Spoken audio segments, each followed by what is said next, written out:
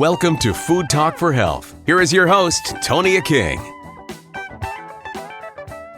Joining me today is Nick Gillett, CEO of the Osmolality Lab. And today we are talking about flavonoids. How are you today? Very good, thank you, and very excited to talk about flavonoids. March is National Nutrition Month. So a lot of people are thinking about how to kind of beef up their health and feel better moving into spring. Tell us about flavonoids and how they can help us feel better. Yeah, well, it's a really interesting subject, but it's probably one that not many people have heard of. The term flavonoids is a chemical class of compounds found in plants, typically fruits and vegetables, often referred to as phytonutrients, phytochemicals, bioactives, antioxidants, etc.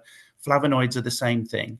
They're a sort of lesser known, I wouldn't go as far as saying nutrient class yet. There's a bit of conjecture about them being nutrients specifically, but they are very, very beneficial to human health. Research shows it, and it seems like they're linked to immune function and detoxification systems. So very, very important to overall human health. Oh, absolutely, especially if you're trying to boost your immune system. Are there certain fruits and vegetables better than others? That's another great question. As a proponent of fruits and vegetables, I would say that, most aren't better than others.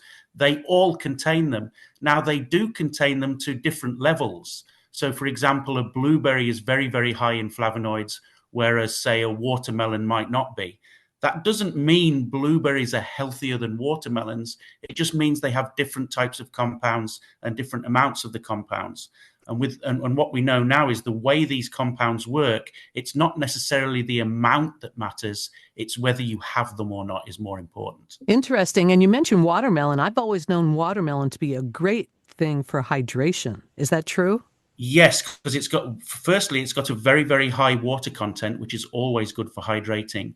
But also it's got a bunch of other things in there that make it taste great. Water can be a little bit boring sometimes. People want flavored waters and things, it doesn't cut it sometimes. But drinking your water by eating fruit is a fantastically flavorful way to get water into the system. When you say fruits and vegetables, that's a big category. And a lot of times people hate certain ones compared to others. Is there a guide somewhere that would give us a better idea of where the flavonoids reside? They tend to list how much is in there, and that's not necessarily the important thing. So those things, although you might think they're helpful, they're not really that helpful. It's really the difference between eating it or not eating it. So you should include fruits and vegetables in your diet, and then you probably will be getting decent amounts of flavonoids. But the simple fact is, if you don't, or you have a very low intake, you're definitely not getting them in your diet because they're not present in any other foods. It's interesting. We've always been told to eat our fruits and vegetables, right? We've always known the answer. If you say what your mum says back at the table years ago when you were a kid, always eat your fruits and vegetables, she was absolutely right. We've always known the answer. The problem is people don't do it. Right. You're right. Now, what metabolic systems do they affect? So what we've learned over the years, typically people think, antioxidants, flavonoids, whatever you choose to call them, are sort of, they interact with bad things like free radicals and things like that. And it's this idea that a good thing encounters a bad thing and nullifies it, and off we go. There's no more problem. That works in a test tube. It doesn't work in the body. In the body, it's a completely different system. And so what we now know is that flavonoids can actually activate gene expression in human metabolism. And the gene expression systems that flavonoids seem to activate very, very nicely are those related to immune function and those related to detoxification. So you can imagine if you've got a constantly provoked immune system and a very active detoxification system, you're on this sort of heightened sense of surveillance. And that's a great way to live your life, is constantly be in this heightened sense of surveillance. So when anything bad comes along, you manage to mop it up quite quickly. That causes people who eat the most flavonoids to actually live the longest. And that is shown in science now. I wonder if there's a certain quantity that you need to eat. There is, and this is one of the questions that's been asked over the years, is how do we know what that is? let's say we consider something like vitamin C, for example, a very simple nutrient. We know how much of that you have to eat every day, because if you don't eat it, you get scurvy. So over the years, we've worked out if we eat more than, I think they've changed it now recently, if it's sort of 75 milligrams for women and 90 milligrams for men, then you don't see symptoms of scurvy. So there's an easy way to find out how much vitamin C you need. It's totally different with flavonoids. If you don't consume flavonoids, there aren't any deficiency diseases. So you don't notice anything short term. But what you do notice is that the people who eat the most fruits and vegetables, who consume the most flavonoids, actually live longer. It's more of a long-term health play than a sort of short-term health play, which makes them different to nutrients. And that's what's important to remember. You need them every day, but you're going to really get the benefits of them over your lifetime.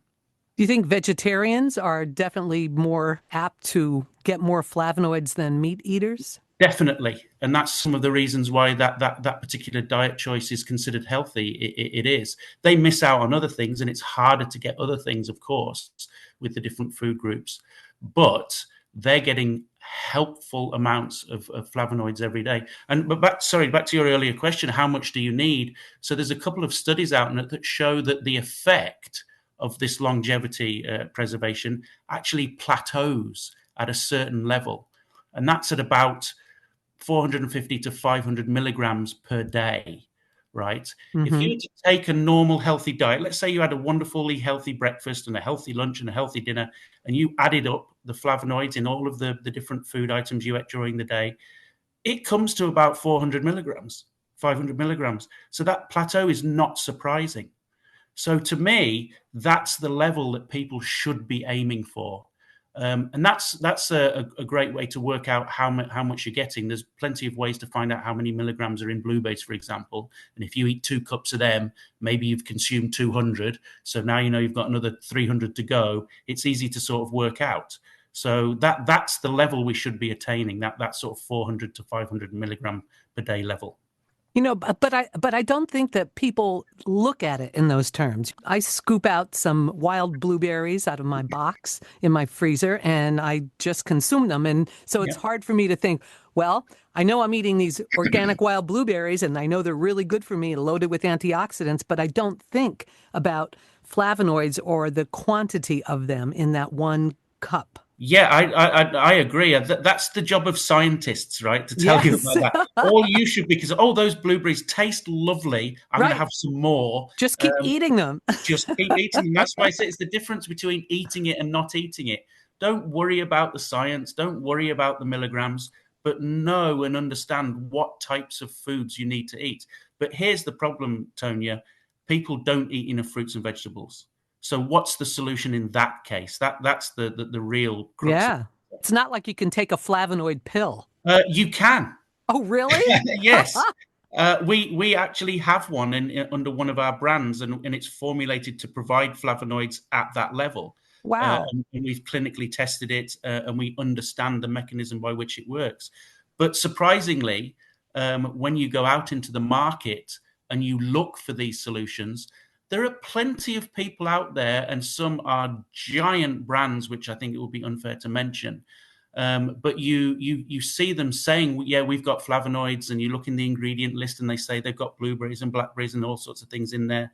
We've taken their products and measured them, and there is nothing in there. Oh, my goodness. So this is the real issue.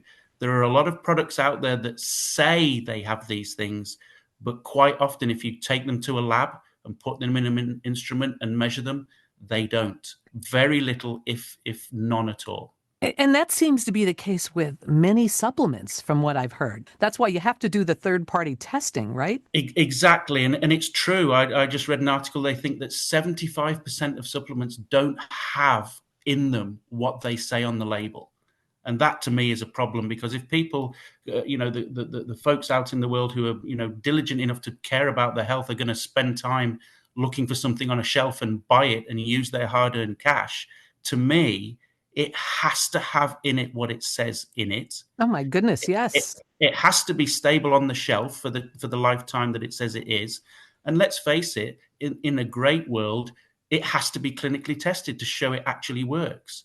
I mean, those are the things that I think, the consumers deserve to know. To me, it sounds like I'm better off just getting them from eating my fruits and vegetables. That is the time-tested, true, honest, absolute way to get them, yes. Now, can you get or have or consume too many flavonoids? Not really. And this comes to another question about the difference between foods and supplements. So with food, no, because you get too full, right? And you can't eat anymore. So you're good. You're loaded. It's great. When you go to supplements, because you can have, especially with micronutrient supplements, you can have 200%, 300%, 500% of something. Yes, you can consume too much of some of these things. And yes, you can enter vitamin toxicity. That's a known thing for supplements for particular vitamins and minerals. So you have to be very, very careful. When looking at these things, I'd be wary of anything that's over 100%. And if I had 100% of something, I'd worry about what percentage of that nutrient was in my breakfast cereal, what was in what I had for lunch, what was in what I had for dinner. I could soon be at 300 or 400% of something I thought I was only at 100% of. We're talking with Nick Gillett, the CEO of the Osmolality Lab. Another one of your topics that you're a pro at is talking about hydration and how important it is for our bodies. Do you want to mention anything about that today? Yeah, hydration is very, very important to the system. Everybody should exercise. Everybody should eat properly. There are all these things you should do for your mental health to look after yourself. Hydration is as important as all those things. And for several reasons. One is, if you think about it, I think humans are sort of 60 to 70% water. Water is the biological solvent that every metabolic reaction happens in. So to be dehydrated is affecting the whole system negatively, and that's not a good thing. And secondary, you need water for other things. You need it to sweat. You need it to have the osmolality of the blood to be the right level, so you can have blood transport very easily. Your blood pressure can be monitored and looked after with the heart very easily. So that the hydration really delves into many, many systems, and ensuring you're hydrated, or at least don't drop out of a hydrated state, is very, very important. Nick, how do we know if we're dehydrated? That's a great question. And it will often start off by feeling thirsty. That's your body telling you, if your lips feel a bit dry or your throat feels a bit dry, that's your body telling you these things, right? And then that can be particularly exacerbated if you're on a run in a hot day, or maybe you're a line worker with heavy clothing on working out in your job. You can get dehydrated quite quickly. When it goes to more than feeling thirsty, it can translate into things like feeling dizzy, feeling disoriented, and ultimately it can be very, very dangerous, because your core temperature can rise if you lose the ability to sweat because you're so dehydrated, and you can die. And there's plenty of horrible stories of folks, athletes particular, out there in hot conditions becoming dehydrated and dying. But so I would say, listen to your body. If you're starting to feel thirst, that's a big sign. Get something to drink.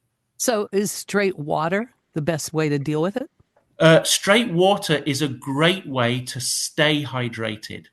If you ever become dehydrated, there are better options. That's what we know now. And this is why osmolality is important. When you ingest water, it's pure water. It's got an osmolality value of 0. It's got nothing in it. It's pure.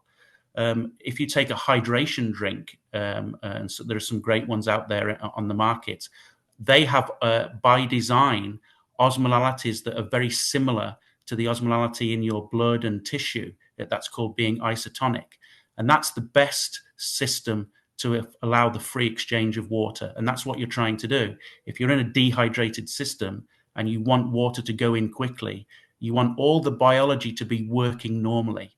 And that's best achieved if you have the right osmolality level for the beverage you're drinking. So what about squeezing a fresh lemon in a big glass of water? Yeah, these things are great. I have thought about, what if you blended a banana into some water or something like that, right, too, and then drank that instead of eating the banana. You are going in the right direction, but are you actually getting into this zone of perfection, if you like, that the World Health Organization recommends? and that's between 200 and 300 of the units they use for osmolality. They're called milliosmoles. So if you can get that into, I figure that if you squeeze the lemon, you're going to dissolve some things in there, but you're not going to dissolve enough to get into that specific zone, which is the best zone to be in. So many things to think about just to stay healthy, right? Yes, it's if we had to think of all those things, we'd never get anything done, right? I think we just have to get into this idea of living healthily, and what does that mean? Eat good food, stay hydrated, go for a run or go to the gym or do whatever you need to do. That's the way to do it. We're talking with Nick Gillett, CEO of the Osmolality Lab. I really appreciate your time today, Nick. Hey, where can we go to find out more information about everything we talked about? So you can go, if you want to know about hydration and hydration products in particular, you can go to the osmolalitylab.com. We have a great description of osmolality and how important it is, particularly to manufacturers and brands. So that's great. If you're interested in the supplement, you can go to vitalgoat.com. That's the website that we sell the supplement from, and learn a bit more about it there. Thanks again for your time today. I really do appreciate it. Thank you, Tonia. Much appreciated as always. You've been listening to Food Talk for Health with Tonia King. Thanks for joining us. Eat well to be well.